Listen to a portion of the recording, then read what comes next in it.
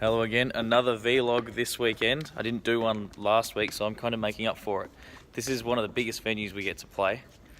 Oh, of course we get to play bigger, of course. But no, really, this is probably one of the bigger ones.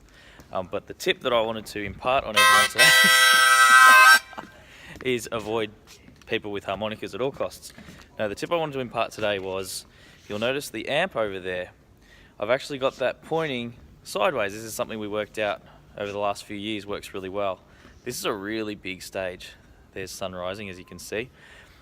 The reason we do this, the reason we tip the amp so that it faces the band more or less, I don't know if that's really translating, but it's quite severe, that angle, is because what happens is, if you're too loud, it's pointing straight out into these people at the front row, and that's really quite difficult for them. They're going to get a very bright sound. Right up the back there, you can see we have sound crew, and one of the things that generally happens is you set up your guitar and you get a nice sound and you're told that's going to belch into the audience and you need to turn down, and then of course you turn down and your sound just starts to sound thin and crappy, so it's really quite frustrating.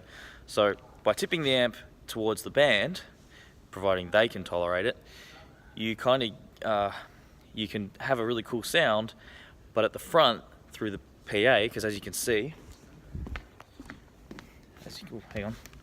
as you can see, it's mic'd up.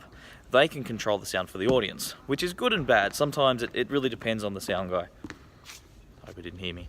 But yeah, if you've got a good sound guy, they'll also be able to control when you're doing solos and stuff. They might bring you up if you're lucky. It can be tricky because sometimes you want to control it all yourself, and every sound guy is different. But this solution seems to work quite well to make sound guys happy. If they're happy, they usually look after you. So that's my latest vlog and tip, and I hope you enjoy. Again, check out Sun Rising. This is day 5. See you later.